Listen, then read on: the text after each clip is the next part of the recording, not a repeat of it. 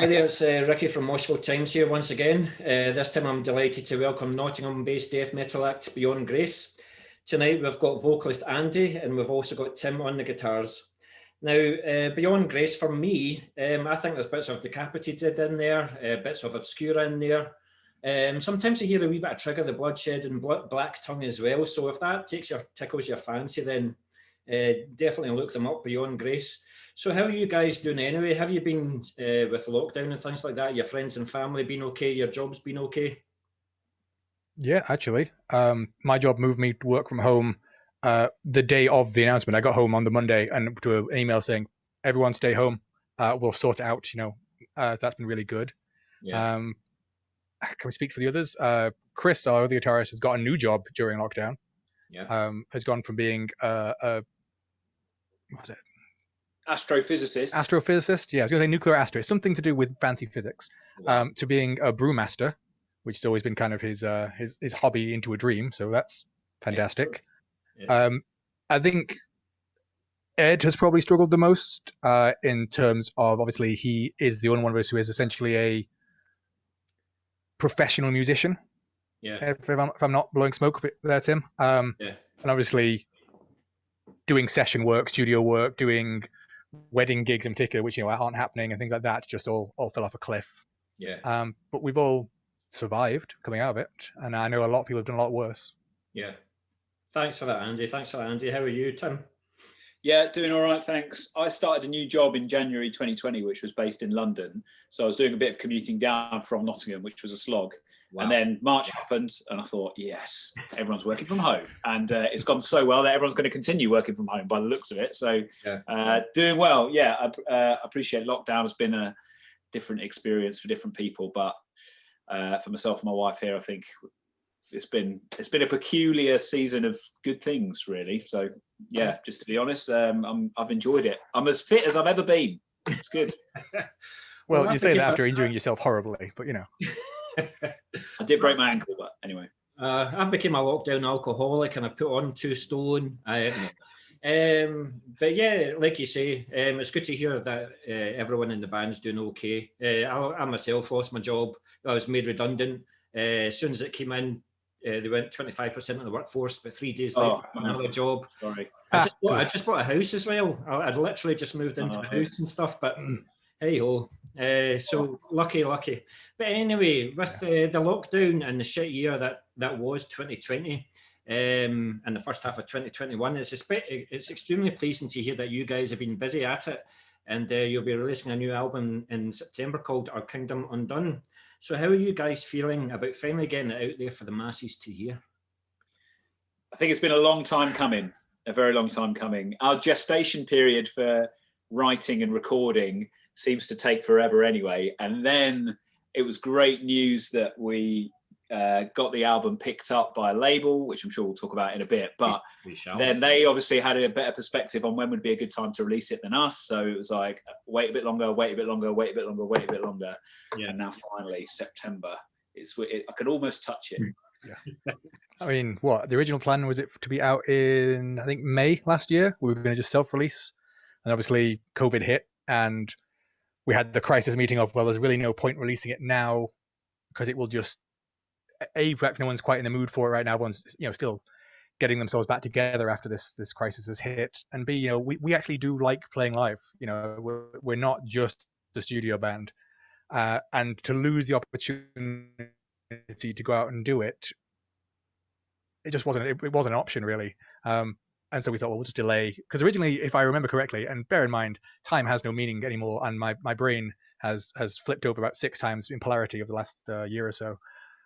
It was only meant to be a couple of months of lockdown, and then it was 6 months, and then it was 9 months, and 12 months. And we thought, we can handle a couple of months. That's a good delay for us, because actually, that will, for the first time ever, we won't be working to a deadline that is coming up fast. We can actually give ourselves some breathing room. And then, of course, it got extended even further, at which point we got incredibly lucky. The label stepped in. It was our producer, Charles, who he'd heard about us sending stuff out to other labels, and we'd got a couple of interest and a couple of no's, not really for us, which is to be expected.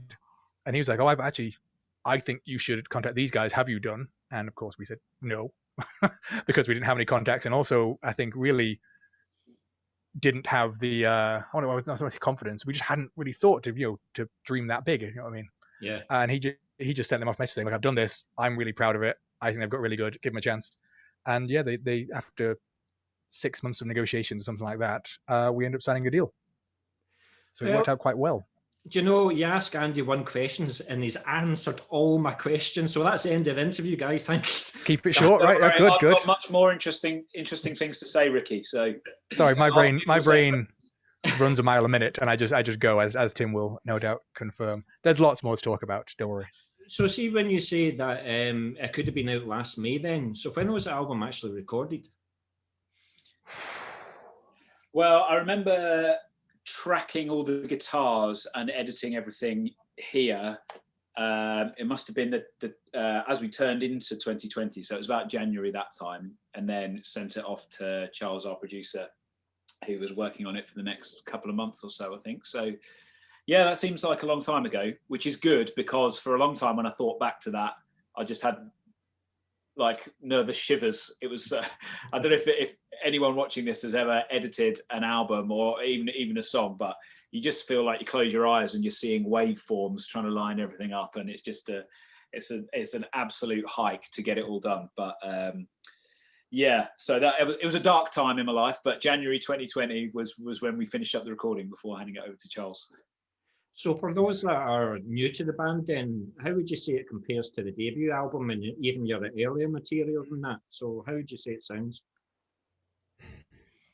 I went back and listened to the first album recently. I think we just passed the anniversary of it, Andy, did we? We did, yes. We did. 4 years old. 2 days ago. Yeah. Possibly we should have acknowledged that, but I forgot. Because we're acknowledging it now. All good. Yeah, there we go. And I think there's lots of good ideas there, but I think the first album lacks a little bit of discipline and maturity in some of the songwriting. Now, that's my opinion. I don't know if Andy would agree with that. It'd be interesting to hear what he says. Just some, I think, parts where we lacked objectivity and being able to step away from it and go, actually, we love that bit, but it's not right for this song in this section or whatever, would have been really healthy for us.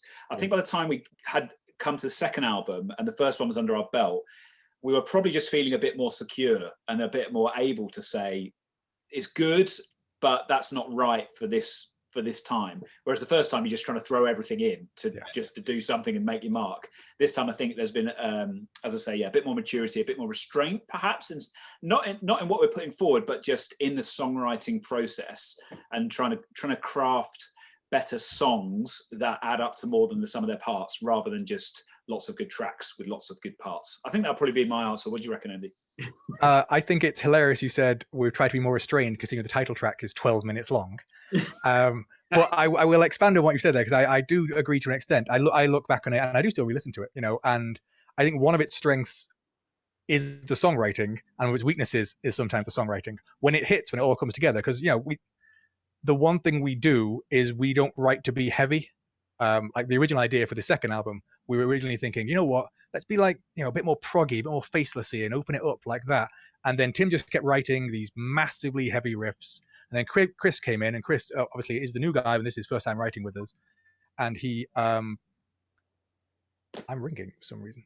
And he comes from a proggier background. Should we assume, Chris is going to drag in that direction? Nah, Chris just made everything darker. Oh, that's an interesting tonality. Let's make that a bit more dissonant. Let's make that a bit darker. You're not helping, Chris. This was not the direction we were meant to be going in.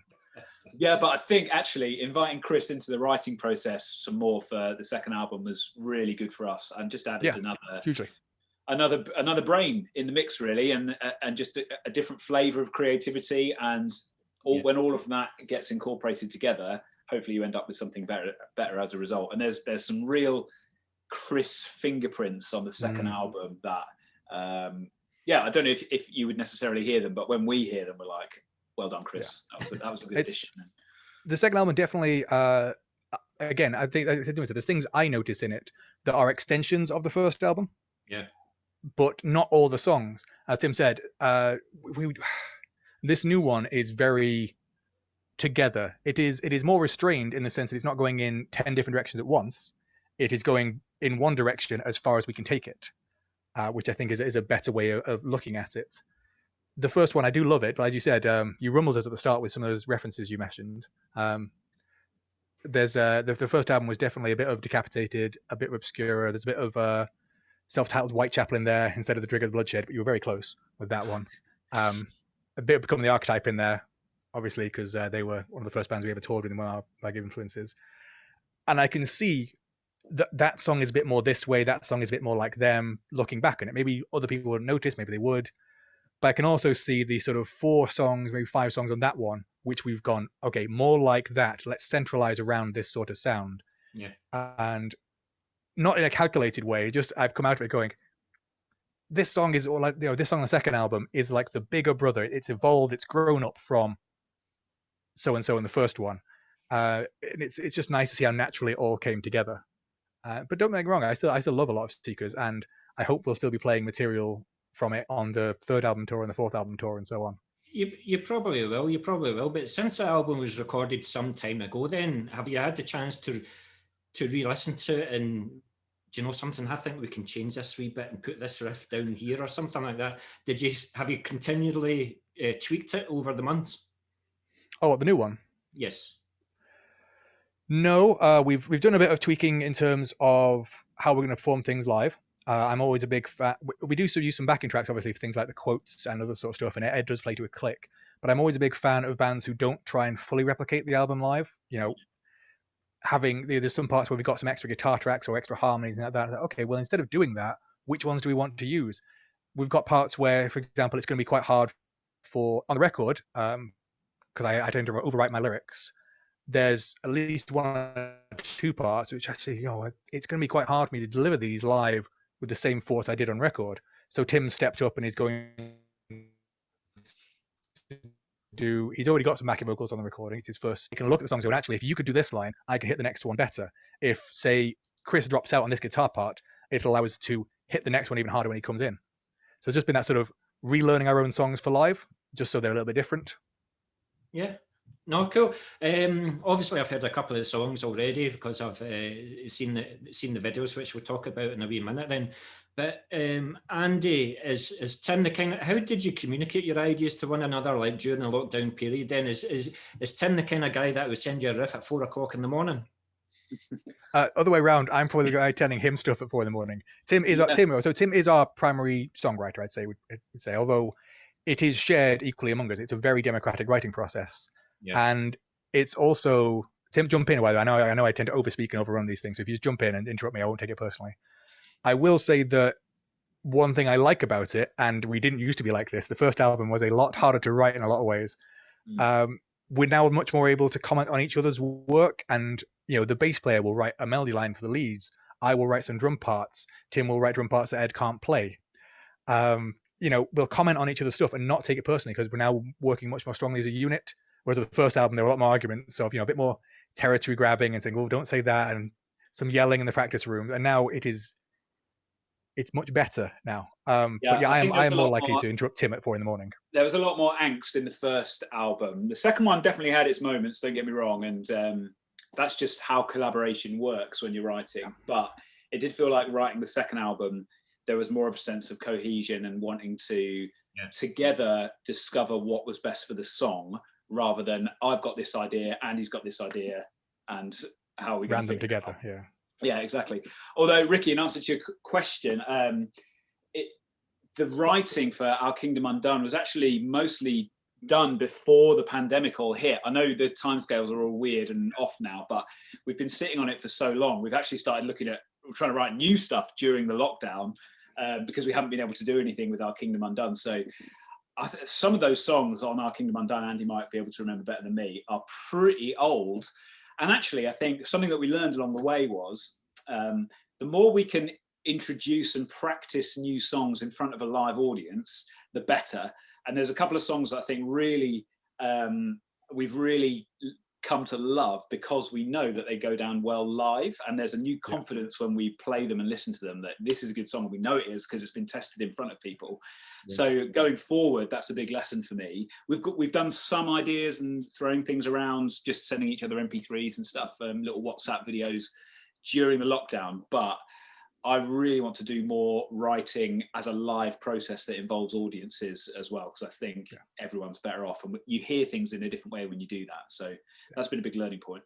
You guys, I particularly don't want to do that because I'm so involved in playing live. I never hear anything. I get to the end of a show and go, "That was amazing." I don't remember any of it. It was all one big blast of adrenaline. Well, actually, doing this is all a ploy for the rest of us to make the songs the way that we want them to be. It's true. He's just trying to cut me out right process the audience here. really liked it the way we wanted it to be, and then that's how we'll write it. Actually, excellent, guys. You guys know how to answer all my questions. I'm going to have to do a wee bit of jiggery pokery here, but we can ask you some questions, Ricky. That's fine. What is that? Sorry. I'll ask you some questions. Oh my, right? If you want. Yeah. I'm not as interested as you guys.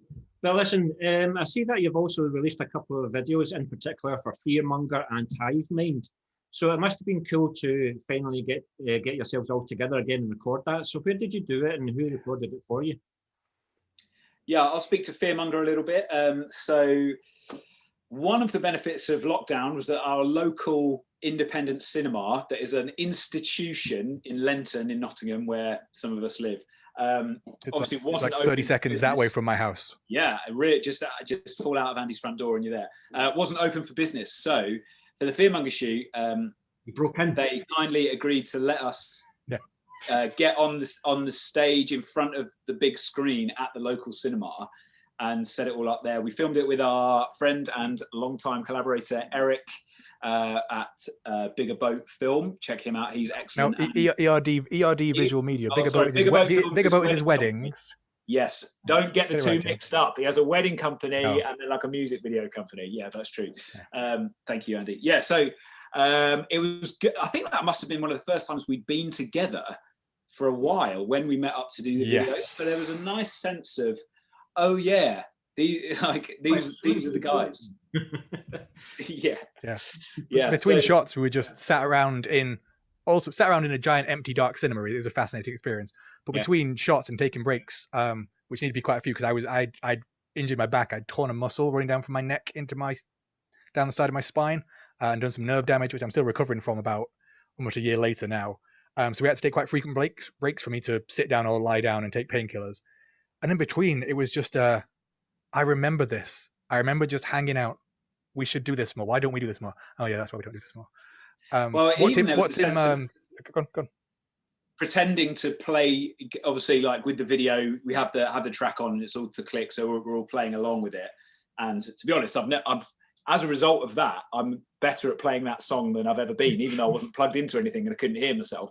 But there was that sense of being together on stage, playing the song when we filmed the video, that just gave us sort of a taste of, or helped us remember what that taste of playing together live in front of an audience feels like, even though it was only an audience of one guy who was filming it. But that's often what it feels like playing in a death metal band, more people on stage than in the audience, but we're used to it by now. As long as you started to pit, that's the main thing. What Tim's not telling you there, by the way, as well, is that we originally had a different idea for Fearmonger. We were going to go to a different venue. We were going to have pyro, all this other sort of stuff. And we just didn't have the time. The venue didn't have the availability. We got a lot of different schedules to juggle and that sort of thing. It sort of fell through, and it was a bit of a panic actually, till I can't remember if it was me. I'm going to take credit for it if it wasn't. Who said, "Do you think we could use the Savoy?" Just because it was, and that was a bit selfish because obviously it's very local to me, so I don't have to go anywhere. And it was kismet. It worked out. They were happy to take our money, obviously, and really support them through the lockdown. It was easy to get to. We could, have a home base here if we needed to. And then I did see someone else who did a video very similar to what I had. And honestly, it didn't come out anywhere near as well as it was in my head. So actually, we dodged a bullet. What we came out with, I think, is 10 times better than what the original plan was. Agreed. And I see the difference in the Hive Mind as well, where you're standing individually in front of a light. Is that because of the lockdown measures and stuff like that? You weren't allowed to stand together? Yeah. It's still equally as cool as a video as well. So that was we were telling that to Eric again. Eric loves and hates working with us. Because I always have these weird ideas for videos that aren't just, stick a band in a room. It's always, let's hire a cinema and get an entire video track playing where we all wear white. Let's hire a room and have a priest, blessing people, and then a woman's going to give birth. So we'll need to find a pregnant model for that. The previous video we didn't do any video. Previous album we didn't do any videos with those in them. We did Oracle, which was a dance performance by Eleonora, a friend of ours, who choreographed the whole thing herself. We did Apoptosis, which is another friend of mine. We actually filmed in my house, doing the performance piece based on some ideas from Jeff Vandermeer's Annihilation, which the song is based on. We've just done a new video, which does actually feature Summerbirds, but it's not a performance video. And again, that was filmed in my basement. That's coming out next week. I don't know when this is going. Actually, I don't know when this is going to. It's a performance of sorts.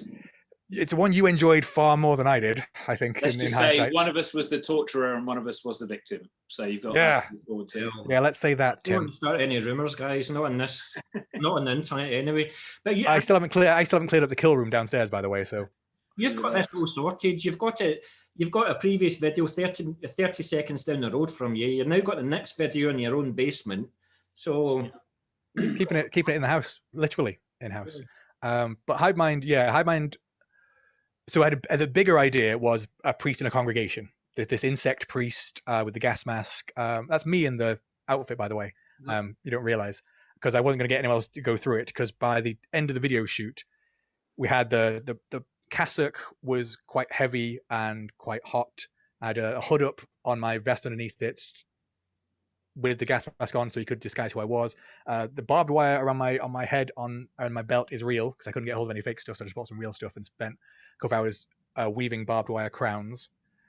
There's little bits of chicken wire in the eye holes, which were digging into my nose the whole time and then scraping that to give the sort of insectoid eye appearance. And one of the people who appeared in the video, one of the girls who was a friend of Chris's, did offer to play the priest, but A, she was a bit short, and B, I wasn't going to put anyone else through that. I'm really glad we didn't, because it was a bit stressful. But due to COVID, and because Ed, our drummer, lives down in London these days, we never had all 5 of the band members in one place at one time. I think we managed to get 4, Tim?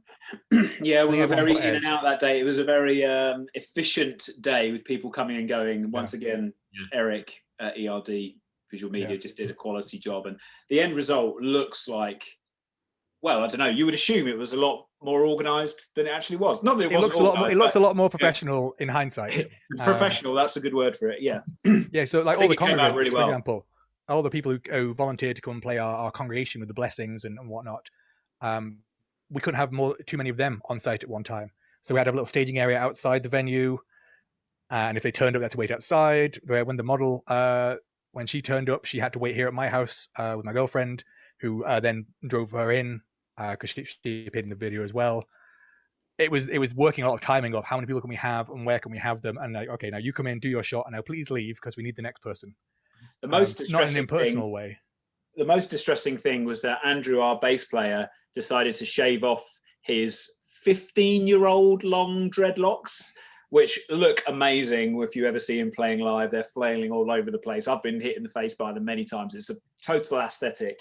But he's become very civilized, very mature and grown up now that he's a dad. And he has this very nice sort of shaved back and sides cut. And we were like, what are you doing? Could you not have waited just 2 more days till after the photo shoot? But there we go. It does suit him. It does really suit him, actually. But he looks good. I wanted to strangle him. I did. And if he says this, I wanted to strangle you.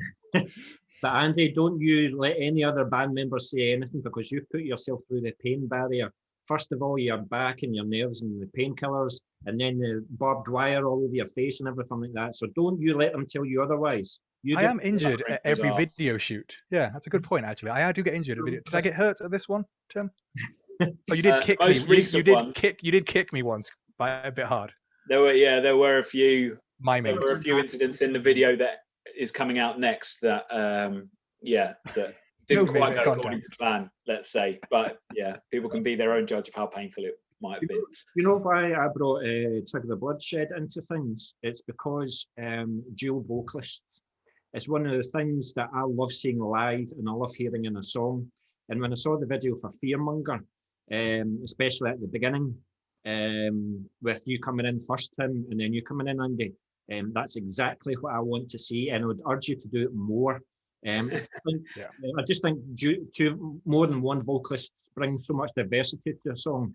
Yeah. That's why I brought Trigger the Buzz. Yeah, thanks for picking up on that, Ricky. It's nice of you to say so, and definitely it's something we experimented more with album 2.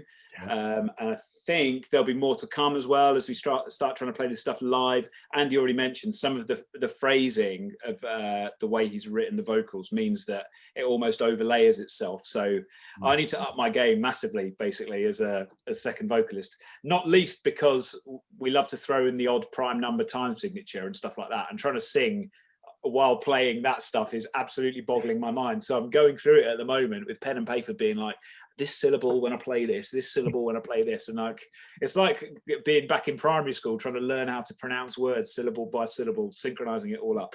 But I'm really encouraged to hear you say that, Ricky. Thanks, because I think I agree. It just adds something, some of that energy live that complements what's happening that you're seeing and hearing otherwise, but just add something else. And for me, I was inspired. A band that I think just did this excellently back in the day was a band called God Forbid. I don't know if you remember them from the noughties, the metalcore days. They had like 3 vocalists going on at the same time. Sometimes clean, sometimes harsh, and I've always thought they were really on the edge with that, and I really appreciate it and enjoyed it. So shout out to them for one thing I've always in the background. One thing I've always hated, because I do a lot of music writing reviewing as well, is when bands have 2 actual stand-up vocalists. I think 99% of the time, it's almost always useless, because they just tend to trade off lines. And I'm thinking, well, you could do this. I'm listening to it and thinking, there is no need to have 2 people doing this. What we've tried to do with, and I see it better, you could have a backing vocalist doing this while playing, to add beef. And that's where Tim originally just stepped in to double stuff. And then bit by bit, as the writing's gone on, it's gone, actually, can you do this line? Because I can punch in harder on the next one. Or let's just have like a completely different section here with someone else doing it. We've got another super secret song, which we shall be recording. I think, Tim, we should be doing this next week, by the way, which we can't say much more about. But Tim takes the first minute and a half, something like that. Good. I don't think I come in for about 2 minutes and a bit. Yeah, the super secret song is a foray into some new territory. I'm really interested to hear what people might make of it when it sees the light of day, whenever it sees the light of day. Yeah, I think that might open up some new possibilities for us if people like it. But anyway, Ricky, there's some grit in the oyster there. Do you want to disagree with Andy? Allow me to play host for a second and let you spar off against each other. Well, the dual vocalist approach. Do you know, there's 2 bands that I can think of off the top of my head: Despised Icon and Raging Speedhorn. I just, one of the best live performances I've ever seen was Nile, because he had 3 vocalists. Yeah. And seeing them all do it at the same time, I'm like, oh my god. I'm not talking about like having multiple voices. I think that's great, and I think actually it works better without it. It works better in bands not like ours. It works better when you've got people playing, let's say, 3 guitars, 2 guitars and a bass up front, like a Conjurer. Conjurer are, the great white hope of the UK metal scene in the minute, and that's not an insult. I love that band. I have seen them before. I saw that. I'm going to sound like Zane Lowe here. I saw them before anyone knew who they were, just randomly, and thought, this is amazing. And then the next week they were, 3 or 4 spots higher at the bill, and I thought, oh, these are going somewhere. And they have they put the bass player in there because he doesn't have vocals, obviously, these days. I don't know if they've changed that. The 2 guitarists share the vocals, so they're on either side, and it never feels like they have a particular frontman. It is just the vocals come at you, Niall being the same. My only bugbear over the years has been when they have 2 frontmen, both with standing microphones, and one of them spends a lot of the set doing nothing, waiting for his part to come in. I was like, you should have just given that part to the guitarist. It just feels like a waste. There are some who do it well. That's not at all 100%. There are always exceptions to the rule, but I always like using multiple vocals in the right way, not just having multiple vocalists for the sake of having them. And I think we're on track for that, and there's more of that to come. Yeah. Good. Just to let you know, I'm going to end the interview, and me and Andy are just going to have a wee fight. True. Sorry. Yeah, I look forward to it. So, come at me, bro. So with you being the main vocalist of the band then, do you write all the lyrics, or do you welcome contributions from other members of the band as well for the lyrics? I do write them all. I don't. Would I welcome contributions, Tim? I don't know. I've asked for them before, and I definitely give my lyrics out for comment to the guys. Mm-hmm. But but I can't remember the last time you actually got me to change anything or did anything like that. Yeah, I don't think you wouldn't welcome contributions, because, like, as we were saying before, in the writing process, generally the more voices we have shaping it, the better. And I can't see why doing the vocals would be any different to that. I think for me, up to this point, it's been that I feel like I've had so much to think about anyway. Doing lyrics is just like, no, I have no brain space for that at all. But now that the opportunity is opening up to do some more vocals live, I'd love to take more of an active role in writing stuff, and even sort of crafting, how do we layer the lines and who's going to say what. I think we've probably, or maybe just speaking for myself, I've grown in confidence a little bit. Oh, like, I can do this. People don't just start laughing at me when I try and do harsh vocals. So, okay, let's lean into it some more and experiment some more. I want to do more of the having actually separate lines going on. You know, it could just be a chanted vocal here and a separate one under. It could be two separate competing ones. At the minute, we drop in and out, or we double up, and I think there is more space for actually having two simultaneous messages going on. That is a hard thing to do, because obviously it can become quite chaotic a little bit. It's hard to hear either one. I've heard some good examples, and I don't want to copy those, but I've seen it can be done. It's just, are we capable of doing it? It probably doesn't help Tim, it probably doesn't help Tim, to put the emphasis in the right place, that I write lyrics pretty much constantly. I've got titles and bits and pieces of about 20, 30 odd songs that don't have a home. There's no music for them. I'll go around, I'll be listening something or watching something. I steal a lot from books, which, if anyone ever notices how much I steal, I'm in a lot of trouble. Was your lyrical theme changed from the debut album to this album then? Yeah. The debut album was quite heady, quite philosophical. It was about, seeking truth and understanding yourself and your place in the world and all that sort of thing. There were a couple of slightly more subtly political one. Oracle actually was about, climate change and like that, and no one ever noticed. Altars of Avarice, which we haven't played live in, I think we played like 2 or 3 times, was about a trip to Vegas I took, and just the sheer worship of wealth and depravity I saw and indulged in. Never again. Black Math Ritual has a hint of that. They have a hint, but they were much more up here. The new stuff, again, the idea originally was to write this sort of proggy album extending from that, go high concept. And I just started writing, and Chris was the one who stopped me and said, "This is a political album, right?" I was like, "No." And they sort of pointed to the lyrics and they went, "Oops. Yes, it is. Apparently it is." Because for me, it's a very personal album. It's about my frustration and my anger and my guilt in some cases. There's one song in particular that people haven't heard yet that I hope comes across the way I intended it to. It's not haranguing people. We're not, I said in another interview, like, we're not Dawn Raid. Dawn Raid I love, but they are activists in the truest sense of the word. And I don't think we have that in us. We're just trying to do the best we can in our own way. One of these songs has what seems like a very strong political message. It's not. It's actually me pouring my guts out onto the page. And it just all came out very politically, because that is the way things are going. That's the world we live in. If you're not angry, you're not paying attention, kind of thing. And I think we're all on the same page in the band. I don't think I've said anything or put anything together in the lyrics that we're not all proud to be represented by, because in the end, it's mainly about why we need more compassion, we need more understanding and more reason. Yep. It was a very uncool, unmetal thing to say, but that is the driving force. Well, you're letting people see behind the mask. Actually, we're all like quite nice, middle class, polite, white, university educated boys. Yeah. Sorry, edit that bit out. Yeah, it's fine. But Tim, it must be a huge pressure off for you guys then if Andy takes all that kind of responsibility. But Andy, you as well, like when you write the lyrics, you must picture how you're going to sing them. Are you going to do harsher here? Are you going to do deep dulls, deep growls, or whatever like that? So I presume that's primarily where you write all the lyrics. Yeah. One of our key things, I think everyone in the band is we want them to be understandable. Phrasing, not in the Archer sense, is one of the most important parts. I actually want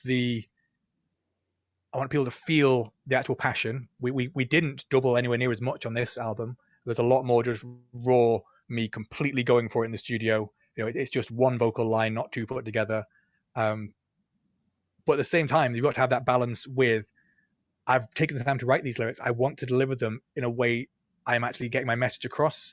I don't want them to be all just the same bree, bree, bree at the same level. I want the dynamic. I want the up and the down. And some of that is the switch between high and low, although I've tried to rein that back in again. I think that is a gimmick people can fall back on to go, oh, to change a bit, I'll just go high here. I'll just go low at the next part. A lot of the vocal delivery I had in my head changed a little bit in the practice room when I was hitting it and thinking, I'm just going to stay here. I've got something here. I'm going to keep hitting it at this level, this hard. I'm going to pull back here. I'm going to go a bit harder there. Yeah. And I'm going to ignore this sort of calculated, how would so-and-so other vocalist do it? I'm just going to get in the practice room with the guys and hit things. And, actually, I don't have the breath there. I'll need to change the lyrics a little bit. How can I get the message across while still delivering it? So more of this one did come across, even in the vocals, and the lyrics were being tweaked right up until the recording, just by us all bouncing off each other in the practice room. Cool. Right, so thanks very much for that, guys. So was there anything you had done differently between the recording of Seekers and Our Kingdom Undone? And do you think that you might take something forward going to the next release that you've done in the studio? Yeah, one thing very practically was that for Kingdom Undone, we single tracked the guitars. We didn't double track them. So that meant half the amount of work editing the guitars. And the guitar tone on Kingdom Undone sounds just as chunky as Seekers, I think. It came out like just on a par. So that was a very practical lesson learned, which is why work harder, work smarter. Yeah. Same with the vocals. We didn't double the vocals anywhere near as much. Just to keep them a bit more. The whole album, to be fair, is I think a little bit more raw and organic than the first one. Not to say I dislike the sound of the first one. I do like how it's got a deeper, more natural sound. The drums in particular, the drums were done in a very nice studio, the Book House down in London, which I feel like we should use again because they gave a great sound. The other major difference, I think, is in the producers. We had James Stevenson from Sinfail, the first one, who is excellent, and not using him is not a comment on him in any way. I don't think we lined up the times, basically. He was originally our first choice because he did such a good first time round. Charles Elliott from Abysmal Dawn did the second album, just because I've had a on sort of Facebook friendship. We're chummy, we chat now and then, we say hello and that sort of thing. I don't want to say we're friends or close, because I think that's over the step of the mark, but we are friendly. That's a word I'm going to make up. And he saw that we were looking for something. He's like, I've got a business doing mix and master. It's not got that much attention, so I can work around your schedule, and I'd like to use you guys as essentially advertise my business as well. Would you like me to do something? And well, yeah, of course, that's a really nice offer. He's a great guy. The exposure he offers in itself, just having the name attached to the band, can't be underestimated. And in the end, he was also really up for giving us a more natural sound. We actually said, we don't want to go full loudness war. If we have to lose some decibels to get more dynamic range, we are totally happy with that. And he was totally on board. It was just different working with a producer in a different country than one we could get in touch with much more easily over here. Yeah. So it sounds as if you've used your experience from Seekers and enhanced it with this new album, and you'll probably find that you'll do the same again with your next one. I hope so. I think Charles probably hopes that we do as well, because I think we learned a lot between 1 and 2, but there still had a lot to learn when we were doing 2. Yeah.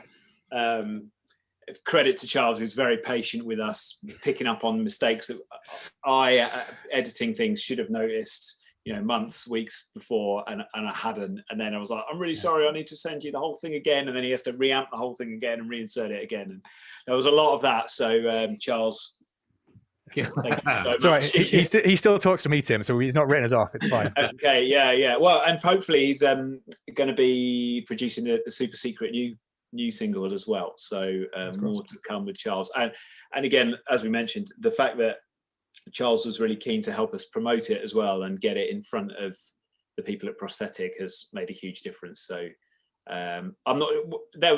I don't know if that was a calculated choice when we made it, but whatever, all good. I'll take it. No, I had no idea when I suggested him that he'd go that much above and beyond, and he really did. Like, he offered out of the blue to help out promoters and representatives because he liked the album. You can't say enough nice things about him for that. Yeah, it's good. And it's weird because I think that probably captures a lot of what it's like being in a band. You work really hard for, I don't know how, we've been doing this over for like 15 years. Yeah. Just showing up, playing all those gigs where there's more people on stage than there are in the crowd. And then one day you just have the right conversation with someone and something comes of it. And that day might never come for lots of, that day might never have come for us. I don't know. I think we would have still carried on making music because we like doing it. We like doing it together. But feeling very fortunate, or I am, speaking for myself at least, that someone's wanted to take a punt on the record. So that's the biggest difference between album 1 and album 2. Yeah, I mean, being signed to Prosthetic, I thought it was quite funny when I'd done my research. They've actually released, this is a sign, by the way, 666 releases. I was like, oh, this is scary, and I'm interviewing this band. Oh my god! But yeah, it's a huge step. It's a world-renowned label. You've got a good reputation, so they must have recognised something in you guys to get you to sign up. So it must be one hell of a, not an ego boost, but a belief in the. Yeah, I think an affirmation that. Yeah, and that's why that's the best thing about playing live. Normally, is when people respond to what you've created, and creating it is a great process in itself, but hearing people respond to that is amazing. And then similarly, to have a record label respond to it and go, yeah, okay, like, we're not even in your band, but we think the music's good. Our one of our problems and strengths in all the years we've been together is we don't write for an audience. Like, we don't have that thing. It's not that sort of formula. Go, oh, this is the part where the audience is going to form a pit, and this is the part where they're going to do this, and this is. It's not that studied of, what other songs have been successful. Let's copy that. It's us in a room, and it's seeing that moment when, like, you play something, and everyone in the room just goes, "Do that again." Yeah. It's that limbic instant response where you feel the electricity in the room between the 5 of you. Yeah. The fact that there are other people out there who, when we play live, lose their shit is gratifying and also shocking. It's like, we didn't write this for you, and it is just amazing that it is connecting. The same way that a label can look at it and go, we can sell this on the most mercenary terms. We think we can sell this. They were wonderfully honest with us as well. Like, one of the first things I remember, I can't remember if EJ or Steve said to us, was like, we're not going to make you into Behemoth. Like, you're not going to be that big after the back of one album, but if we do play our cards right and do well, we can support you through the next stage of your career. And it was just really honest. It was like, great, you've not tried the hard sell, you've not blown smoke up our asses, you've just gone, we like what you do, we'd like to help get it out there, let's see if we can work together. Well, I hope it's a long and healthy partnership. But you mentioned also about the live front. Well, both of you did. We'll forget about the last 18 months.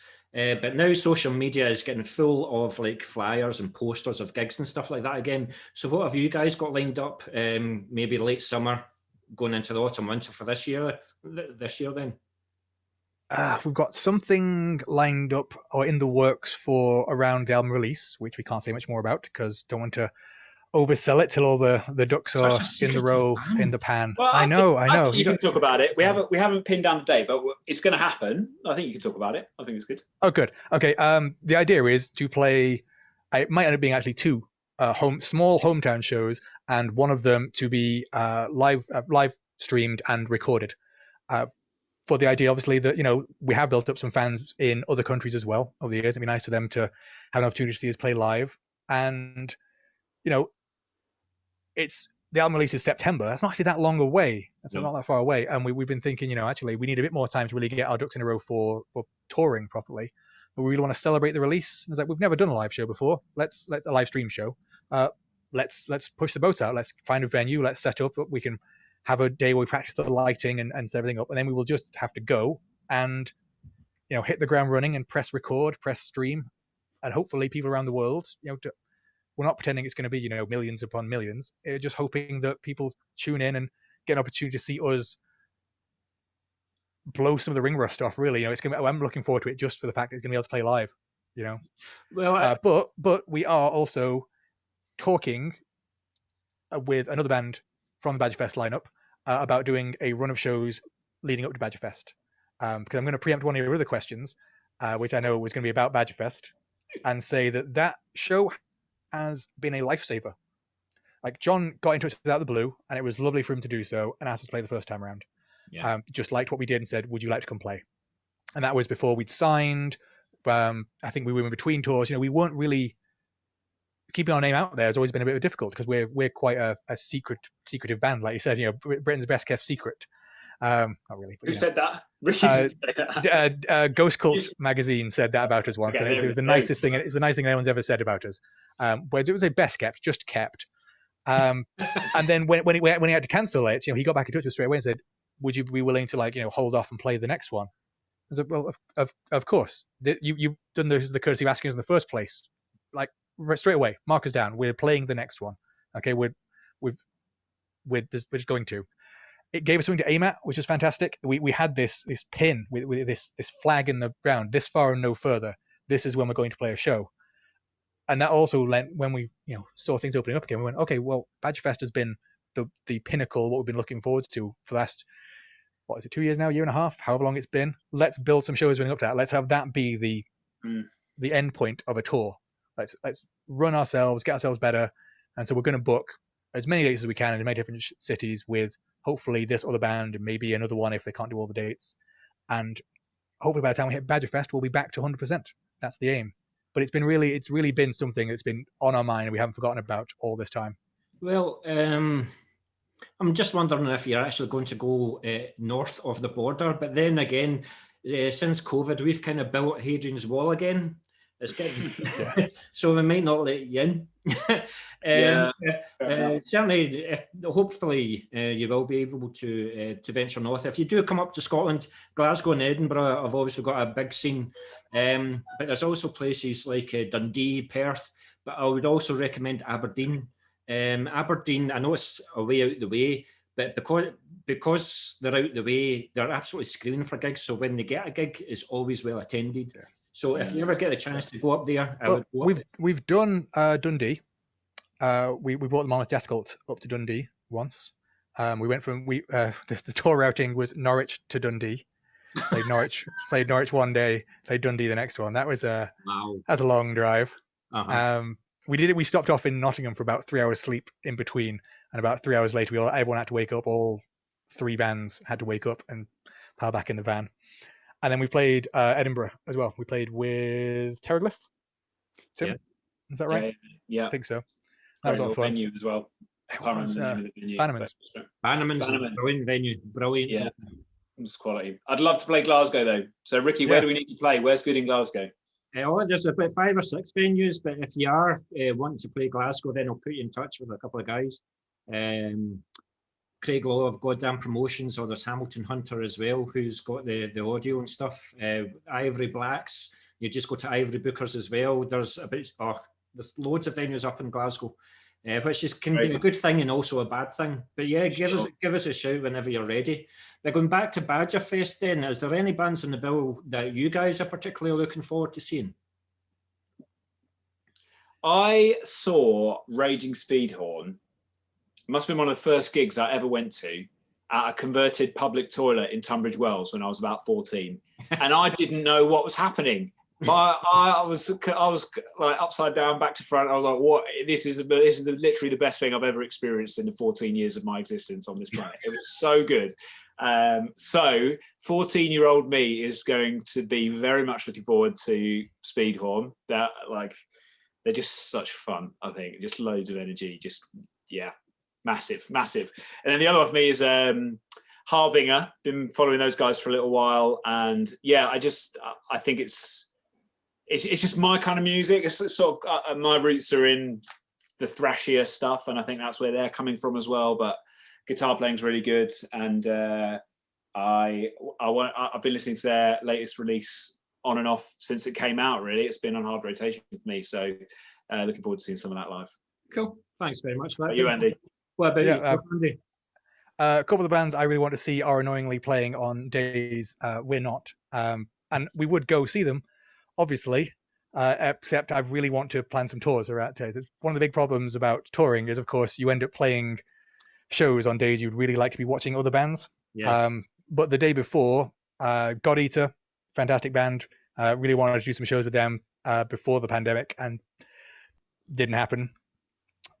Who else? Red Eventually Method them as well. They're a good bunch of guys. Yeah, Red Method, who we have actually played with once or twice before, and again, just never had the chance to actually hook up a proper tour run of dates. They're doing a tour in a couple of months with our old buddies in the 500, actually, because they've known each other for a long time. God, there's Everest Queen. Again, it's another band we played with before they got big. Like they just joined a show in Reading, I think, last minute, and it was another one of those moments of, this is a band to keep an eye on. Yeah. And seeing them, getting some of the respect and the attention they deserve has been really nice. Yeah. There's probably Interviewed all those bands. I just interviewed Everest Queen last week as well.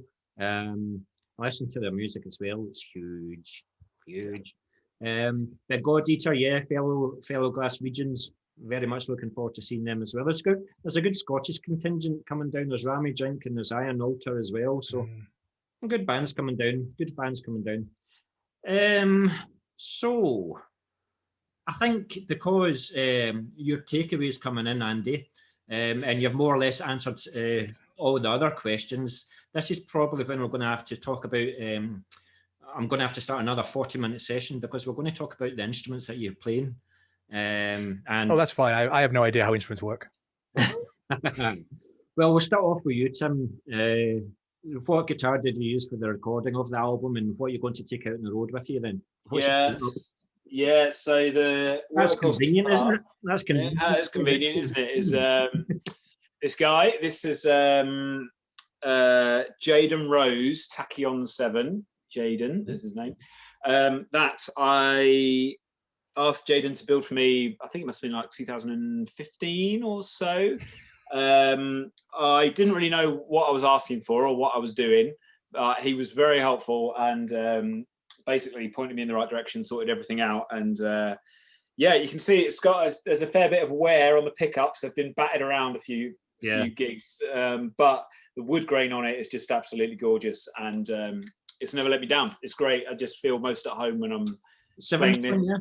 7-string, yeah. Andy, does he know how to play the 7-string, or is he just showing off? No, he only plays the 7-string. It's really boring. Can't play any of the other ones. Yeah. So you'll be seeing this live, which. What about pedals and amps then? Yeah, amps wise, I'm playing a little amp built by a German guy in his shed. His company's called Driftwood.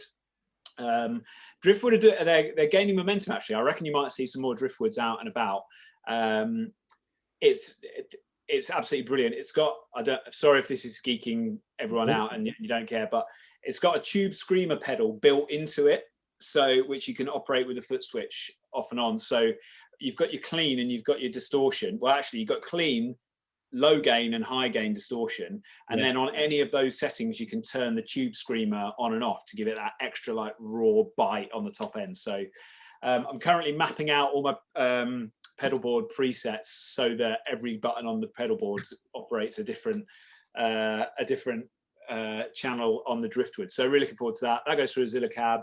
And then I use a TC electronic G system for all the effects and stuff. Not that there's loads, but that pretty much sorts me out. Try and not overcomplicate it really. Whereas Chris, our other guitarist, he's one of these pedal guys, ever expanding pedal train. He said the other day. And you're not allowed to use it either, are you? You're not allowed. Yeah, that's it. No, keep your distance. That's right. Yeah.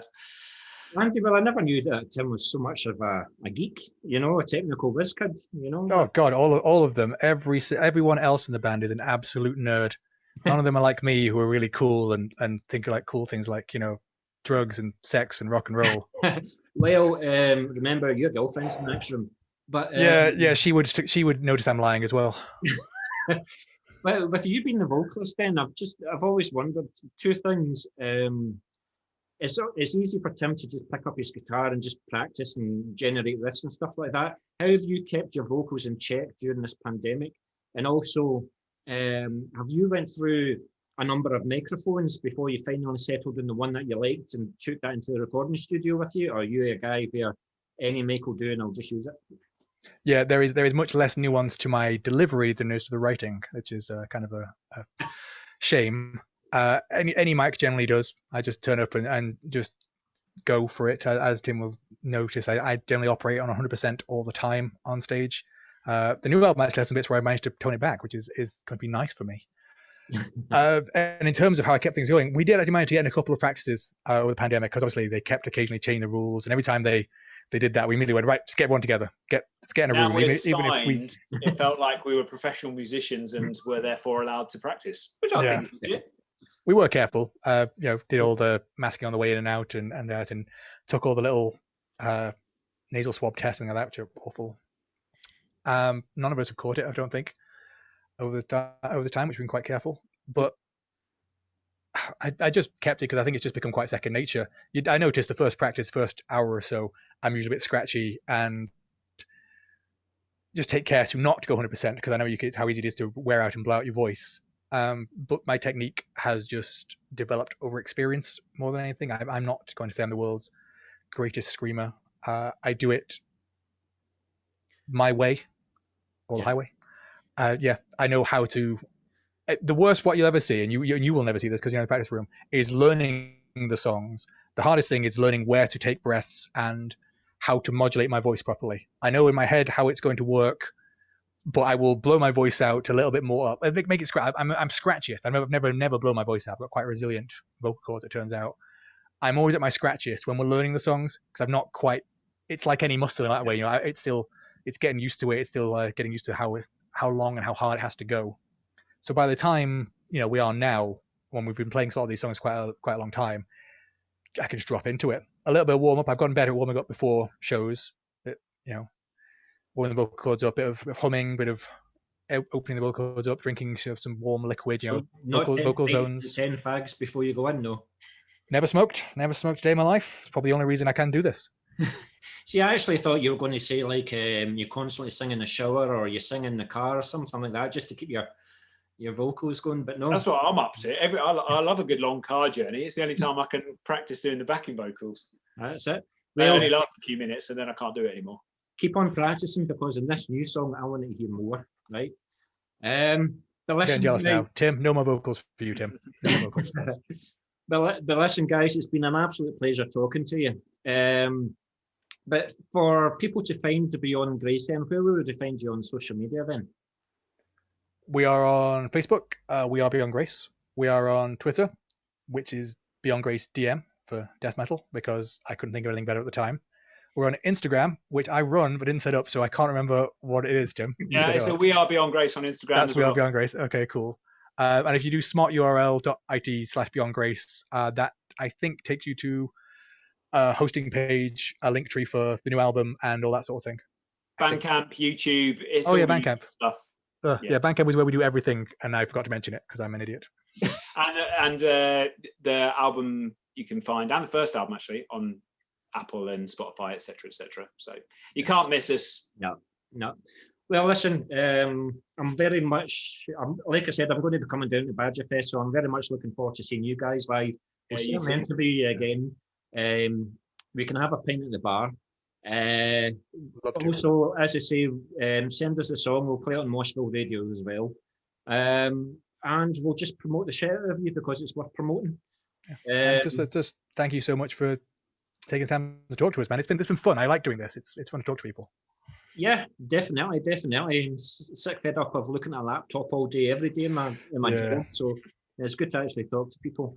But listen, guys, absolute pleasure once again, and I'll see you guys soon. Okay, see you at Badgerfest. Cheers, Ricky. Take care of yourself, man. Thanks.